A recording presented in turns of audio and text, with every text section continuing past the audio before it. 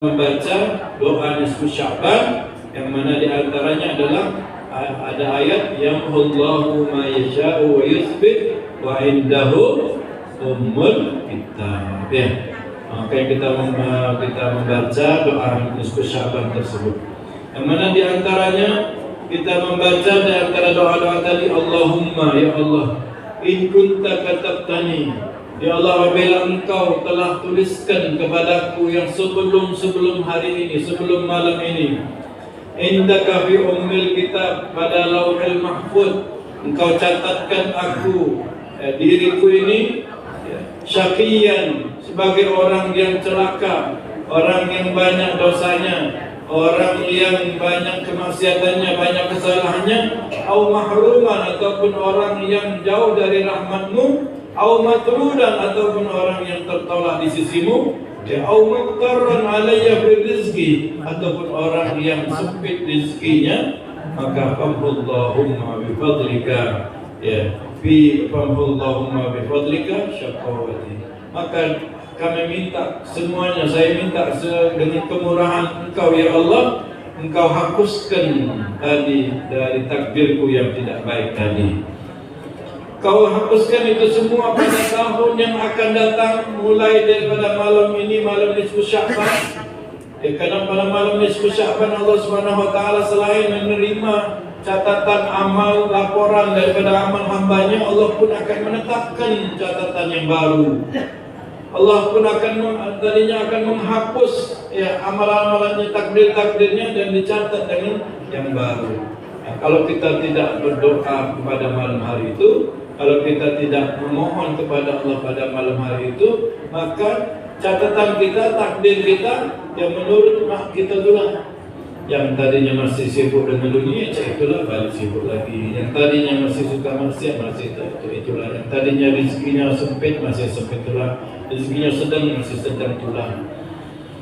Ya, rezekinya banyak, bisa jadi tidak berkah dan seterusnya. Tidak berubah, namun kita minta kepada Allah pada malam hari itu, Allah akan bisa menghapus, menghapus segala kekurangan, segala tidak baik, dan Allah menulis menjadi yang terbaik, sesuai dengan permintaan kita.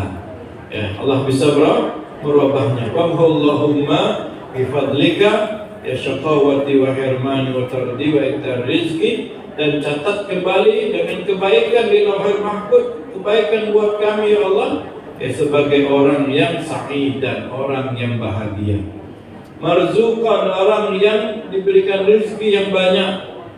Muwafaqan lil khairat, orang-orang yang ditempatkan dengan kebaikan-kebaikan. Nah, ini kita minta pada malam hari itu. Ya, makanya kita sebagai kaum muslim ini harus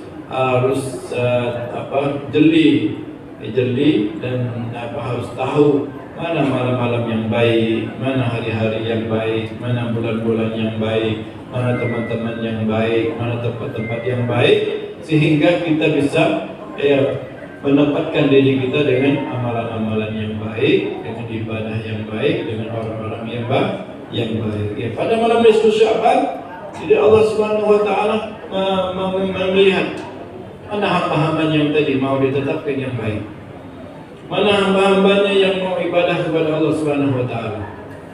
Ya, itu semua takdir itu bisa dirubah, bisa dan berubah dan dirubah oleh Allah ya, dengan doa-doa kita, dengan ibadah kita, pendekatan kita kepada Allah Subhanahu wa taala. Ya, walaupun tidak langsung berubah, tadinya sempit rezekinya langsung dia tidak lapang, walaupun tidak langsung, namun dalam setahun ini, tahun ke depan sudah sedikit-sedikit naik rezeki kita, karena kita minta kepada Allah. Ya, tidak langsung berubah, kita langsung ke masjid terus setiap hari 24 jam, tidak. Ya, sedikit kita cinta akan kebaikan dengan doa-doa kita. Ya, yang tadinya kita cinta dengan kemaksiatan sedikit-sedikit hilang dengan berkat doa kita tadi. Yang tadinya kita punya teman yang tidak baik, sedikit-sedikit berubah, ataupun teman kita berubah dan seterusnya. Ini berkat doa. Allah Subhanahu wa taala bisa merubah nasib dan takdir kita menurut permintaan kita dan amalan kita. amalan kita. Allah hanya mencatat, Allah hanya menentukan saja. Semuanya yang kita yang merubahnya, kita yang melakukannya. Kenapa? Karena kalau Allah menetapkan saja, hanya Allah tetapkan saja tanpa ada kita yang menentukannya, maka nanti Allah tidak adil, berarti zalim kalau Allah menyiksa manusia. Namun semuanya itu diberikan hak kepada kita semuanya. Apakah kita mau menjadi orang baik sehingga kita melakukan kebaikan, atau kita mau menjadi orang yang tidak baik, kita bertahan dengan kemaksiatan dan dosa dan kezaliman. Ya, makanya penting bagi kita untuk menghidupkan malam nisfu Sya'ban. Ya. Bahkan ada yang mereka sudah bersiap-siap puasa ibadah itu dari bulan Rajab, tidak stop, tidak berhenti, terus mereka beribadah kepada Allah Subhanahu wa taala. Nah, sehingga keutamaan malam nisfu Sya'ban berarti pengaruhnya setahun. Yang mungkin tahun ini ajalnya pendek, ini berkah, dia minta kepada Allah dipanjang umur dalam taat kepada Allah, ditunda nanti tahun depan. Tahun depan begitu pun dia berdoa lagi, ditunda lagi. Tahun depan terus lagi ditunda sampai berkahlah umur kita, panjanglah umur kita, berkah kita berdoa dan minta kepada Allah Subhanahu wa taala di malam nisfu Sya'ban. Ya. Dan begitu pun juga nanti Ramadan adalah hari-hari yang indah, jadikan tempat kita untuk mengumpulkan amal ibadah. Hari-hari yang indah, jadikan kesempatan kita untuk taat kepada Allah. Di saat sholat itulah kita langsung selalu ingat kepada Allah. Kalau kita masih ingat yang lainnya, berarti sholat kita belum khusyuk, sholat kita belum mi'rab kepada Allah.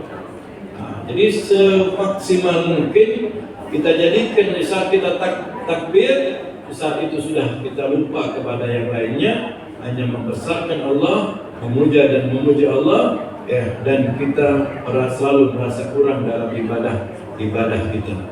Nah, makanya para malaikat yang hebat sholatnya, para malaikat yang hebat petaatnya, mereka masih ngomong, Ya Rabbi ma'abadnaka haqqa ibadatik, wahai Allah, Tuhan kami tidak bisa, belum mampu ibadah dengan seibadah-ibadahnya. Wala syakarnaka haqqa syukrik, dan kami belum bisa bersyukur dengan sesyukur-syukurnya. Itu para malaikat yang setiap harinya ibadah. Nah, kita pun kadang-kadang sholat saja kadang masih lalai, lupa kepada Allah, apalagi tidak sholat, di luar sholat. Makanya bagi mereka perempuan-perempuan yang masih datang bulannya, di saat itu mereka tidak sholat, di saat itu mereka tidak puasa, maka perbanyak zikir, perbanyak zikir, perbanyak sholawat, perbanyak baca-bacaan. Jangan sampai sudah tidak sholat, lagi libur sholatnya jauh pula dari zikir, tidak baca sholawat dan lain sebagainya. Maka di saat itu tambahlah kosong kita, hubungan kita kepada Allah Subhanahu wa taala. Bagaimana semaksimal mungkin, ibarat tali yang kencang kita kepada Allah Subhanahu wa taala. Nah, semakin kita kendor ibadah, maka tali itu yang menghubung kepada Allah semakin kendor. Kalau sudah tali itu kendor, sudah layang-layang kemana-mana. Tidak ingat kepada Allah, tidak ingat kepada Allah dan rahmatnya Allah Subhanahu wa taala. Hadirin yang dimuliakan Allah Subhanahu wa taala, harapannya di malam nisfu Sya'ban, Allah Subhanahu wa taala menghapuskan dosa-dosa kita. Allah Subhanahu wa taala merubah kita dengan segala kebaikan. Allah Subhanahu wa taala menetapkan kita dengan kebaikan, segala bentuk kebaikan dunia dan akhirat. Yang mungkin kita di dalam kehidupan kita selama yang akan datang, mungkin kita mendapatkan musibah. Dengan kita berdoa menajah kepada Allah, akan dijauhkan dari musibah tersebut. Mungkin di tahun yang akan datang kita akan disempitkan rezeki lebih sempit daripada yang lainnya. Dengan kita berdoa kepada Allah, Allah rubah, tidak jadi ya sempit di sekitar kita tadi, Allah jadikan jadi yang lapang, selapang-lapangnya. Ya, makanya kita di saat itu harusnya kita menangis pada malam nisfu Sya'ban. Kita mohon maaf kepada sesama, mohon maaf kepada anak, mohon maaf kepada istri, mohon maaf kepada suami, mohon maaf kepada menantu. Semuanya kita memohon maaf, saling memohon maaf. Ya, kenapa? Dikarenakan dia malam itu adalah malam malam kita catatan amal baru. Mulai amal baru. Mungkin sebelumnya kita banyak kesalahan kepada anak dan keluarga kita. Dengan kita mohon maaf kepada mereka, maka insya Allah catatan amal menjadi baik dan diserahkan kepada Allah Subhanahu Wa Taala dalam keadaan baik. Jadi jangan bersenang-senang kita malam nisfu Sya'ban, tapi kita tidak meminta maaf kepada yang lainnya sesama kita. Hadirin yang dimuliakan Allah Subhanahu Wa Taala.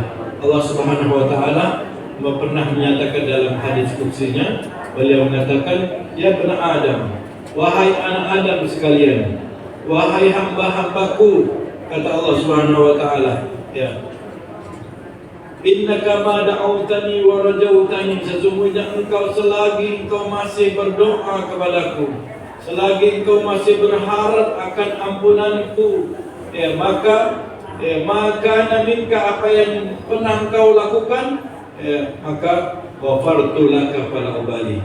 Apa yang sebanyak apa yang kau lakukan, sebagaimana yang kau lakukan daripada kesalahan dan dosa, selagi kau masih berdoa dan munajat kepadaku, berharap, maka aku akan hapuskan dosa-dosamu. Fala ubali, aku tidak peduli berapa banyaknya.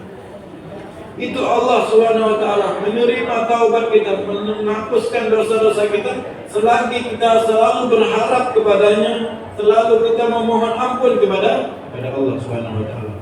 Makanya kita mungkin pernah banyak melakukan dosa, mungkin ada yang pernah menjadi rentenir, dia kalau, ataupun mungkin ada yang pernah jadi tukang masang slot, judi online, ataupun pernah menzalimi orang sebanyak-banyaknya, maka selagi kita bertaubat berharap akan rahmat Allah tidak peduli seberapa banyak dosa kita.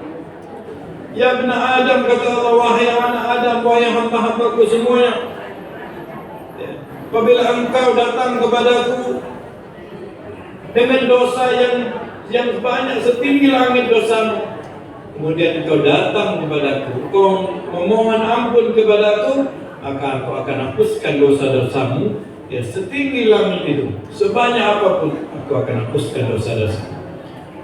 Ini Allah